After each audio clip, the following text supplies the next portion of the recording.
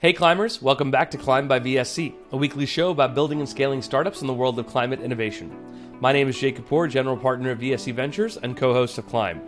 Every week, I or a member of our VSC team will speak with a pioneer in the climate tech world about emerging technologies and novel ideas that will turn the tide on climate change. We've all heard enough of the doom and gloom. It's time for stories of purpose-driven innovation that lead to sustainable, positive change. As always, I'm so happy that you've decided to join us. Now let's climb. Hey climbers, welcome back to Climb by VSC. Today, I am so excited to have on Michael DeLucia. Mike is the sector lead for climate investing at Wellington, which is an investment management firm with over $1 trillion in assets, where he leads the growth stage investments into energy and climate technology companies. Prior to Wellington, Mike was the founding partner at Sidewalk Infrastructure Partners, which focused on investments in the energy transition and the built environment. And SIP is a spinoff of a little company called Alphabet, aka Google, many of you heard of. It's a spinoff of their Sidewalk Labs, where he was an associate director of investment. So, Mike, you've got a lot of really interesting and relevant experience that we want to dig into, but I'll just start by saying thank you so much for joining me on Climb. Thank you for having me. Well, fantastic. So look, I gave a couple of your career highlights, but since you've had such an extensive, experience in climate investing, why don't we start there? How have you seen the landscape for investing in this category evolve since you first began your career? Yeah. Well, thanks again, Jay. And I would say you're right. It's been now 15 years that I have been fortunate enough to work in climate investing of different types and different types of companies and different parts of the capital stack. And so there has been a lot of change, and I'm glad people care about it now. It wasn't always the case 10 years ago. So we're really excited at this point in time for all of the innovation that's going on. I would say climate tech 1.0, so-called, back when I started in 2008 as a fairly youthful analyst working on different types of deals, was mostly, I would say, really capital-intensive industries that are maybe a little bit more mature today. So folks building solar cells and making solar panels and then deploying them out into the field in projects. And so there was a lot of activity in those businesses and in wind power. And today there's companies that are very large, publicly traded companies that are effectively leaders in those space. And what we're seeing is innovation, that same type of innovation where you're effectively taking one way of doing things and realizing how do we do the same thing and deliver the same outcome to consumers and end users, but do it in a green way. That process is now coming to basically all industries, right? Because when we say net zero, that means net zero everything. And so every business today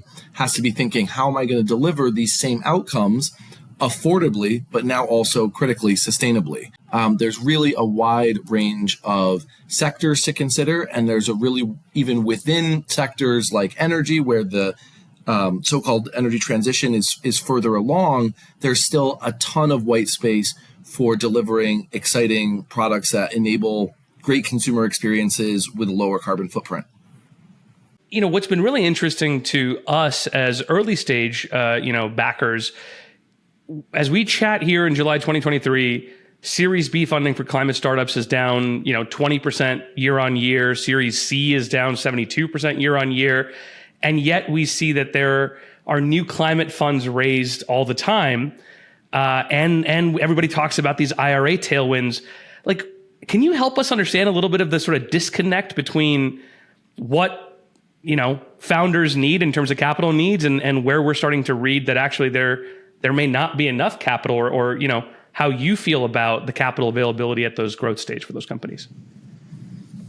Great questions. And I totally understand how all of those, when you look at them together, you ask yourself, how do these make sense? And I would say, first off, on the fundraising side, for people that are raising capital to deploy into companies, that is really a multi-year process. And so anything you see being announced today has taken a lot longer to put together than your traditional corporate fundraise that like a Series A or Series B investor would do. So I think a lot of that, when you see that, to the extent you still see that, which I think has slowed down, it's sort of a little bit of overhang. And then when you look at the actual corporate level deals that are happening, I would say all of this reaction and slower activity, slower pace of deals does stem from later stage capital markets, which effectively repriced very long dated future cash flows when interest rates became higher and there became a little bit more economic uncertainty. And so publicly traded comparables and high flying SaaS companies like Snowflake in the public markets saw a immediate or very, very quick and very rapid multiple correction. And privately held companies do not need to mark themselves to market every day like publicly held companies. And so there's been a much longer delay in how that revaluing or recasting of interest rates and recasting even of growth rates has impacted private market valuations. But I would say it starts at a later stage. So we think of ourselves as very early growth investors when we are thinking about Series B and C rounds. There's folks that work at Wellington looking at Series E and F rounds. They saw first initially a dry period where no one wanted to raise money because you had to admit that your last round was probably overpriced from a multiple perspective. It's very hard to grow into that quickly enough if you've got a high cash burn like a lot of companies did. And so now you're seeing that flow through to earlier stages.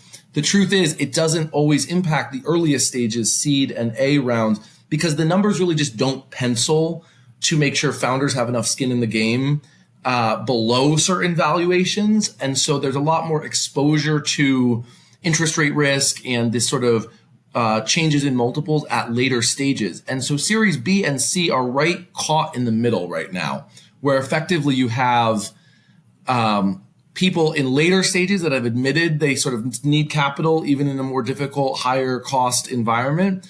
And then you've got people, I think, that raise large C rounds that are really trying to extend their runway. And so that's why I think today that C category is seeing the sharpest year-on-year decrease. Whereas I think you'll see the late stage now going forward start to actually see year-on-year increases because where they were was previously so dire. And so I think eventually we'll start to see more C rounds, and probably the worst of the interest rate shock and expected economic impact of that is likely over at this point, in my honest opinion.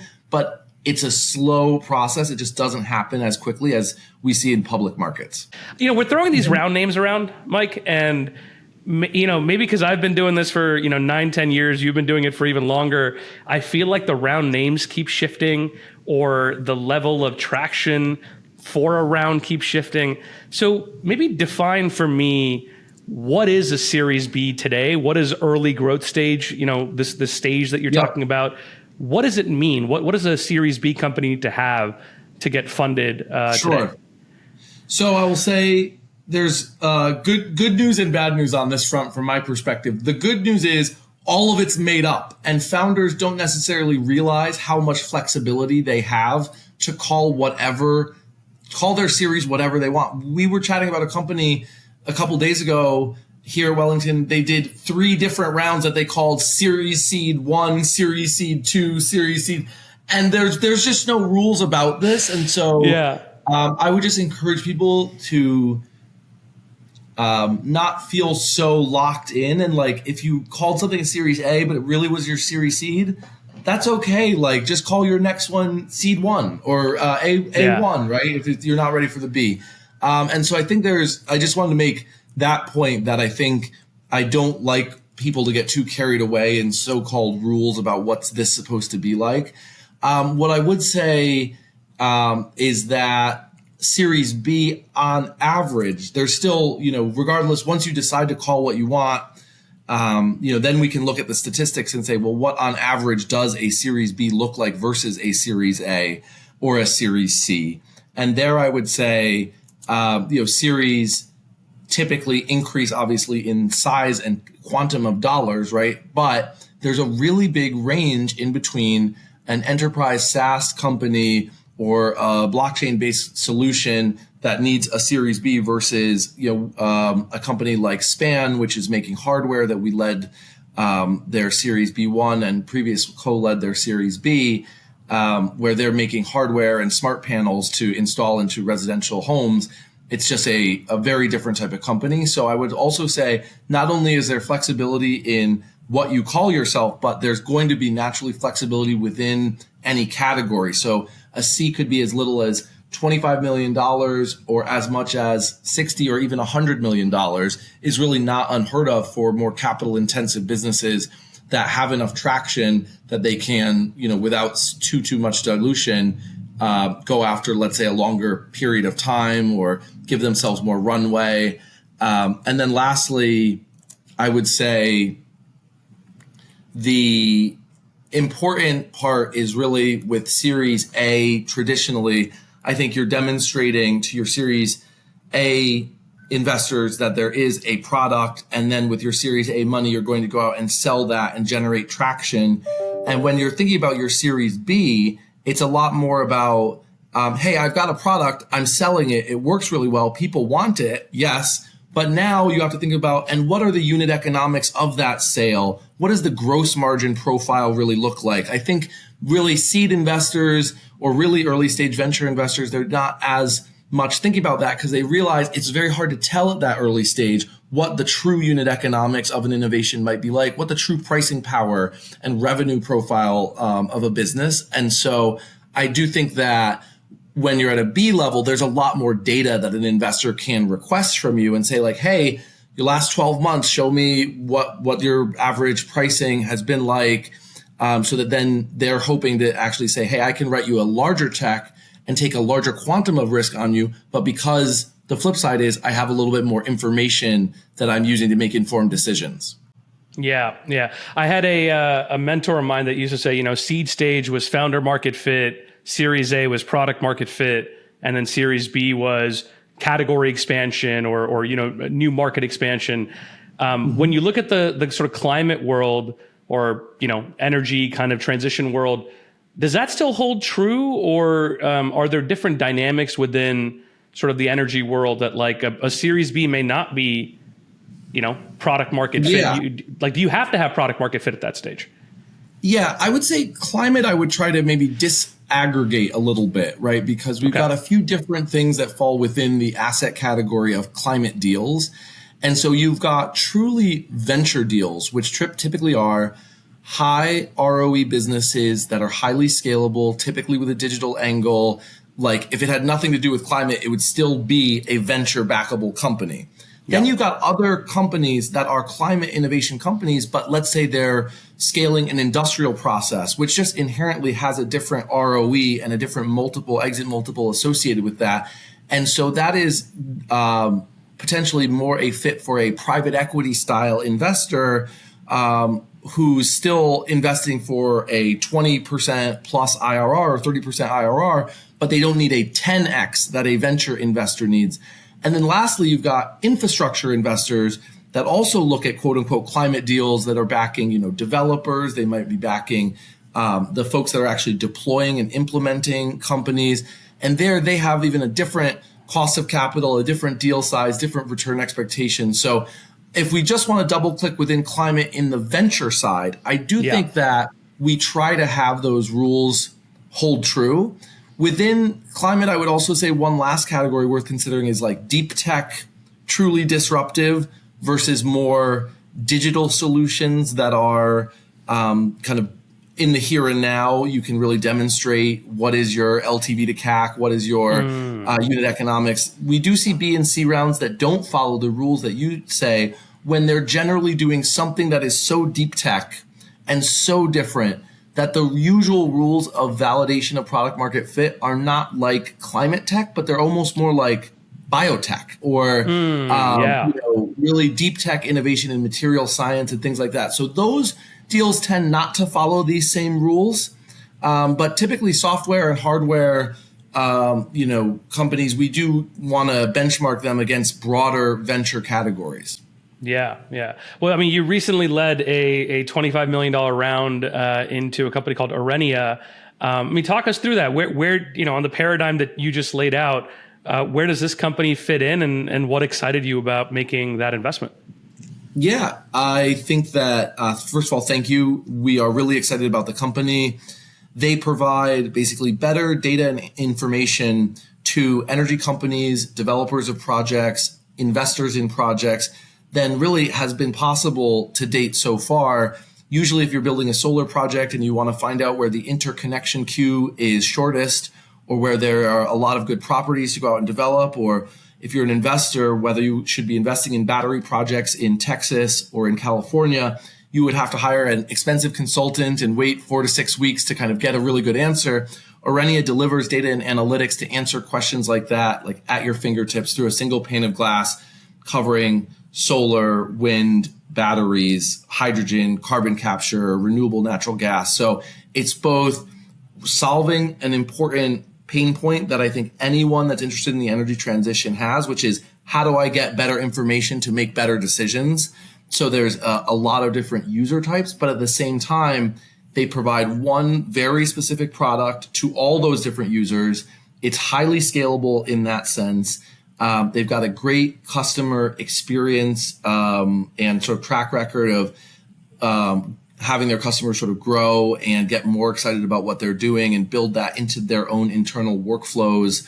And we think that that kind of information is pretty mission critical for a lot of their customers. So just that's number one, is they're very focused, but they're solving a problem that a lot of folks have, and they're solving it in a way that's very standardized and scalable. I would say the second part that really, I'm sure as early stage investor you can relate to, is like the team assessment was critical here. They are just A+ team, absolutely purpose built for the problem that they're trying to solve. Every individual has either worked together at a prior role, or they have been picked by the CEO because they were working on very much a similar problem or a similar business. And then they combined that on the business side with a really strong CTO that could actually deliver a better than market performance in terms of the actual technology performance. How quickly can you get the analytics? What is the user interface? All of these questions. So best-in-class people coming together to deliver a product. So can't speak highly of them enough. Yeah, no, I absolutely appreciate that. And, the team thing factors so much into our calculation. I'll tell you this, Mike, I'm assuming, you met them, you spent a lot of time with them. That was the hardest thing for me during COVID, is getting sufficient time with the team when you got to do it over Zoom. So I'm very glad that I now get to hop on a plane and, press the flesh, as they say. This was an example where actually flying out, they're based in Calgary, Alberta. And we were thinking about the deal. Other people were thinking about the deal. And I was like, I'll be in Calgary tomorrow. And basically that was a critical component of building trust with the team and them seeing how excited about what they're doing we really are. Yeah, even in this remote world, right? That goes the extra step. Difference. Makes a big difference. You're right. So talking more generically then about what you like to see in a Series B company, a company that's coming to you for investment, are there 2 to 3 common, pitfalls or kind of missed opportunities that you see with companies earlier than that, before they get to you, that you would advise them to say, hey, here are a couple of things to watch out for before you're ready for that sort of Series B step? I think being really thoughtful and careful about your resource allocation, being really scrappy, because everything, I guarantee, takes longer than you think. So there's folks that are like, hey, I've got this huge amount of money. It seems like a big amount when you first get it, when you raise money, it goes really quickly, and just not forgetting that it just pays always to be scrappy and frugal, because humans just naturally underestimate how long things take to get accomplished and how hard they are. But the flip side is you really do need to set milestones that you can hit, because you need to be able to then say, hey, Series B investors, these were my objectives. Look at how I've kind of done them quite well. And you need to be able to share. We look at a lot of the details. We talk to your past investors. We're going to ask to see your latest board meeting notes. Like it's not like we won't figure this out. And so I think knowing that in advance is just sort of helpful. And so being candid with investors then to say like, hey, here's what worked. Here's what took us longer than we thought. Don't try to play everything as like rosy scenario. And so maybe the last thing I would mention is being unable to focus on an initial market and thinking that your TAM is the whole world, or if you've got a prop tech solution and your TAM or SOM or SAM or whatever is every building there's a problem. I know everyone thinks that whatever product they have to offer is just widely applicable, but you gain more credibility with later stage investors by nailing a couple of key initial markets and earning the right to expand to do other things, rather than sort of feeling entitled to be like, hey, I've got a great solution, I'm entitled to sell it to everyone. And it's sort of like, no, you need to earn that right by showing subsegments of sort of victory. And, often the most powerful thing you can say in a meeting is, I don't know, right? You want to underline, hey, this is what I don't know, right? And so, especially with later stage investors, there's a high element of bullshit detection going on. And so I would just advise folks that, earn credibility in various ways by A, admitting not every single person is your customer, or by B, admitting you don't have necessarily all the information, but you'll be back with it. And so those are just some thoughts. Talking about successes then, Michael, let's go back even before Wellington.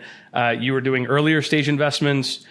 Are there any that you kind of look back today that you were excited about making and have today surpassed sort of even your expectations for how well they would do? And would love to hear the thesis then and the success now. Thank you. There's a couple of things that I got to work on that I am quite surprised, even in my most optimistic moments, didn't necessarily expect. One of them that I think is a fun sort of full circle story is that I was one of the largest investors at the seed round in a company called AMP Robotics. And those guys make, effectively, they make industrial automation based on AI and neural networks to enable lower cost recycling. And basically they create robots to sort all of our recyclables, our plastics, our bottles, our cardboard, because that's candidly one of the trickiest jobs in creating a circular economy. And there's tons of brands out there that have made significant commitments to solving plastic waste issues and others. And so AMP was started by a PhD from Caltech that we knew had the technical chops to build robots that could, at least initially, sort, let's say, about 30 or 40 objects per minute, which is about the rate that a good human can do.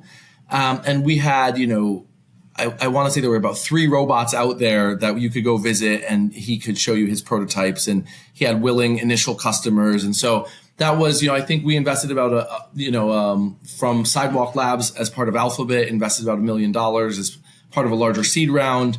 And the technical accomplishments of the company vastly outweigh anything that we thought was possible.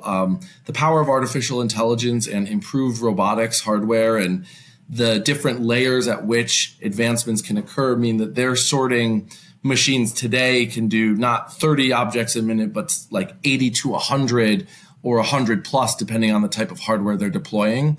And so just better technical performance than we ever expected, a wider array of hardware. And what is exciting about that is that then here at Wellington, being able to track the company and knowing it really well, we were able to co-lead the Series C that AMP did earlier this year alongside Congruent Ventures. And so it's a great example of the world is very small and you never know where people might pop up, but I think very highly of the team. And so it was one of those where when you see a team outperforming what you ever thought was possible, it's maybe a good idea to keep backing that team. Oh, that's really cool. I mean, I like the AMP Robotics example there because it comes back to our conversation of when you see a founder set a goal, execute against it, it buys a lot of trust with an investor. And then you happen to be in a position where you could, cash that trust into the next round, basically. So I like that example a lot. Let's flip it on its head, Michael, because you've been so generous and transparent with your learnings here. Without naming names, was there an investment that you made where you felt really confident about it, and yet ultimately it didn't work out? And what were some of the takeaways you had from that experience? That's never happened to me. No, I'm just kidding. I think that anyone that says it never happens, you better head for the hills because they're not being honest. There's always things that are unexpected, even in good outcomes. And sometimes you don't necessarily think your best outcomes are even going to be good outcomes until they are. And so what I would say is we had a company, like you said, without naming names, involved in a massive problem. Particularly in this case, it was in the water industry, which is, everyone needs water. Big TAM, Let me tell you about that. Also, lots of pollution, lots of problems in our water system, and some really smart people tackling a problem. I would say it was a great example of like when a really smart group of people try to go up against an intransigent, very difficult industry. The industry usually wins, unfortunately. And in that case, it had a lot to do with, are there sufficient incentives out there to drive change on the part of a group of potential customers? If you've got a group of potential customers out there who are buying X to solve problem Y, and they regard that as sufficiently okay today, why would they try a new solution? What is their incentive to do so? Just because your widget is better and delivers better outcomes, if your customers aren't measured on those outcomes or incentivized on those outcomes, it might be a big case of nice to have, but maybe not able to sort of really be a scalable business. And the other thing I'd mention is that business did have sort of an IoT component to sort of make it even more exciting and awesome. So they had a lot of physical deployments out there. And what I learned as a second piece of wisdom is you better make sure all of your physical deployments are absolutely standardized and identical, because when you have to service them over time, cost to serve is a real thing. And it's not just all about getting revenue in the front door. It's then about making sure you're going to have a high margin business at the end, because your products can all be serviced at a reasonable headcount cost. Let's put it that way. Yeah, I like that. I like that a lot. So, Mike, I mentioned this at the top of our conversation, but we love to do a segment on the show called Hyper Hopeful, where we kind of do like a quick fire round. I'm going to mention a trending topic, and I'd love to get your thoughts on it. And if there's more to unpack, then we will. Sound good? Absolutely. Let's do it. So the first one we'll talk about, carbon capture and storage. It's being hailed as a game changer. We're seeing, giant fans out in the desert that are looking to do carbon capture, but it's also facing some criticisms around feasibility and cost. In your experience and sort of your opinion, is carbon capture hype or actually hopeful in terms of making a dent in climate change? I will say hopeful, because really, if you look at all the sort of responsible modeling about how we get to net zero, negative emissions technologies, i.e. carbon capture and storage, does play a role. I would just say that not all carbon capture and storage technologies are equal, right? If you're going to store it, it needs to be done really thoughtfully. If it's going to be captured, it needs to be along a pathway that can lead to lower costs over time. Solar was originally built as an industry by tax credits because it did not make sense, and there were a lot of rules that forced utilities to buy renewable energy, and that allowed the learning curve to do its work and bring solar to be the low-cost solution it is today. So I think we'll see a lot of that around things like direct air capture and carbon capture even more broadly. I think we just need to figure out what are the couple of technologies that really are going to lead to a cost of carbon around maybe $20 to $50, because that, I think, is where the willingness to pay is. Current solutions today are still in the $700 to $1,000. And so that's a big curve to come down, and folks need to be focused in particular pathways that have that type of trajectory. Yeah, well, and a key criticism, I think, for that industry is that the customers for it are oil and gas or natural gas, because they're using the byproducts, the compressed air or whatever it is, to actually go and pump into wells. I'll ask a add-on, even though I'm breaking my own rules here. Is that a problem to you when you see a climate company that is servicing the, call it, fossil fuel industry? Can they still be considered a climate company? They call it enhanced oil recovery is what you're referencing. That's right. That's the word. You're not incorrect that is, when I said that not all carbon capture and use and storage is equal, that's a little bit about what I was referencing, right? So if you're actually a climate investor like we are, where all of your investments need to be measurably impactful positively, yes, I think we would think about things as mineralization, for example, or turning carbon into building products, which are durable, which might have a life of over 100 years, that's a great use. I am a lot more skeptical where you're right. Becomes a little bit of a license to pollute on behalf of oil and gas companies. And so completely empathetic with those who are critical. At the same time, I think all third-party scientific bodies sort of making responsible projections on how we get to net zero do need to include this technology. So it just seems a little bit short-sighted, like baby with the bathwater, if you kind of disqualify the whole category. Yeah, heard. So we talked about IoT earlier, and it makes me think about all the smart city solutions going back to 2015, 2016, the big boom era of IoT solutions. And now it's kind of come back. There's like a growing buzz around transforming cities to be intelligent, energy efficient, interconnected. But then there's concerns about, privacy, cost, feasibility. So the concept of smart cities, Mike, is this hype or hopeful? It definitely at one point was hype, and I worked at Google's Smart Cities project, Sidewalk Labs, so I'm intimately familiar with the concerns around privacy and how we can design privacy into software and hardware solutions. So privacy by design is one concept that I'd encourage people to look up and get familiar with as an important approach that technologists should take if they are dealing with PII and other sensitive types of information.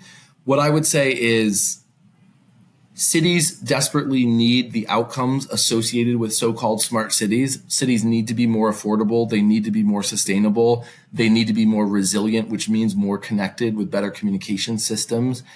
I think that IBM and others made a great sales pitch out of that when the technology was still really nascent. I think we're really actually only just now seeing really incredibly exciting software companies and folks that are providing solutions to cities. So I'm again on that one.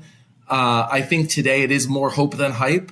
So I'm going to, build a little bit on some of the other conversations we're having. So I will jump out of hyper hopeful for a minute. As we look sort of 10 years out, right, you've spent all this time in this world of energy transition.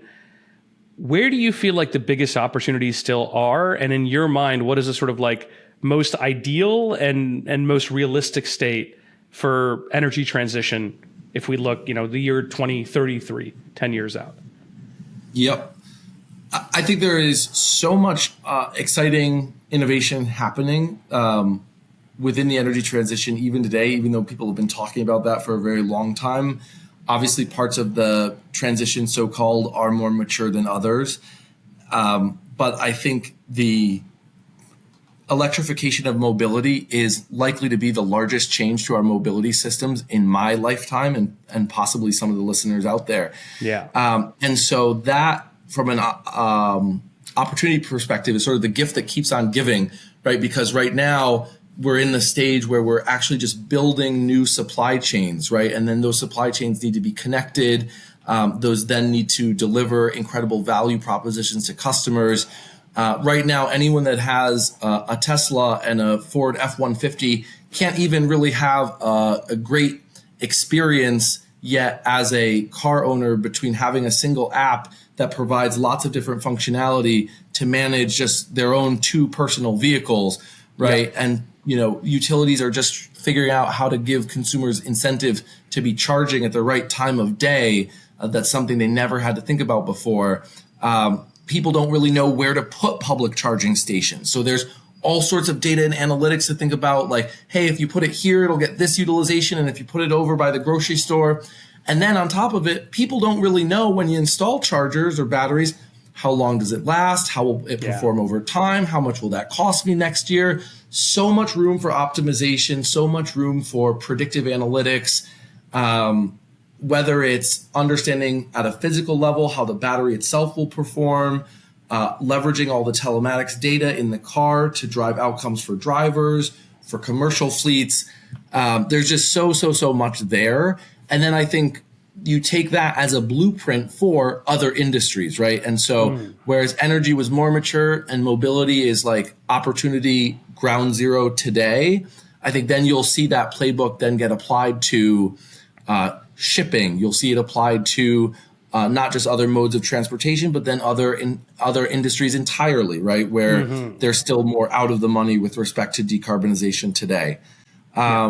So I think that's my part of the vision. And I would just say in terms of energy transition in 2030, that I'm an optimist in terms of deployment versus expectations. Almost all forecasts in the past have rapidly underestimated the pace at which the energy transition will happen, whether that's number of solar panels installed or number of electric vehicles deployed. And so I think we're really at this tipping point where people want to do the right thing. They want to purchase the thing that is the greener option. That's sort of a mindset change. People are confronted with climate change in many different ways now. It's very, very real. And so now we're at that point where people actually are starting to get good choices that deliver good consumer experiences that are the greener options. It's not the Prius anymore, it's the Tesla, right? And so that line of thinking, I think, is going to drive a lot of deployment. Yeah. Well, look, I think you've already started touching on it, but I'll close with a question that I ask all of our guests, which is, there is a lot of doom and gloom out there. There is a lot of climate anxiety out there, but what is one thing that gives you hope and optimism as an investor, as a human on this planet, about the fight against climate change? The thing that really gives me hope is an analogy to data centers. When the internet was created 20-ish plus years ago, you can go online and read all these articles about how very soon data centers would consume all of the electricity made by humans on planet Earth. And the truth is that never happened. And the reason that never happened is because a data center is a complex machine with many levels of hardware, software, and human intervention all working together. And they were able to innovate at every single layer of a data center tech stack to drive efficiency and actually keep data center energy usage, even as AI and chip usage explodes. Data center energy usage has actually been very, very efficient and able to be maintained within a slow growth. And so that same type of thinking, where the economy is right now projected to use all of this carbon, and it has many layers, and there's so many different innovators thinking about each different particular problem, that I think when you add all those up, you're going to see just a tremendous and huge impact that right now every forecaster who's just thinking about one individual business as usual versus some innovation, they are not seeing that all these innovations will together be working to drive actually much faster reduction in carbon emissions than what we currently project. Yeah. So listeners, you heard it here first. Michael DeLucia says, ignore the forecasters and support the entrepreneurs. Listen, this was a fantastic conversation, man. I learned a ton, especially about, the ways that I think founders, even before they're gearing up for that Series B, can start thinking about establishing the right guidelines, the right, trust with the investors, and sort of saying what they're going to do, setting goals that are ambitious that they can hit. And then by the time we send them over to you, they're in a great position to get funded. So appreciate all of your guidance today. Appreciate you sharing your experience. And just thank you so much for joining me on Climb. Thank you for having me, Jay. This is a lot of fun. Well, that's all for this week's episode of Climb by VSC. Thank you so much for watching and listening. Special thanks to Credo for their help in producing and promoting this episode. To visit any part of today's conversation again, you can find the full transcript on vscventures.com. Our thanks to Josue Ramiro for posting these every week. Lastly, if you've listened this far, please leave us a rating on Spotify or review on iTunes. It only takes a few seconds, really helps us out, and as far as I know, still carbon neutral. Well, that's all for now. We'll see you all next week on Climb by VSC.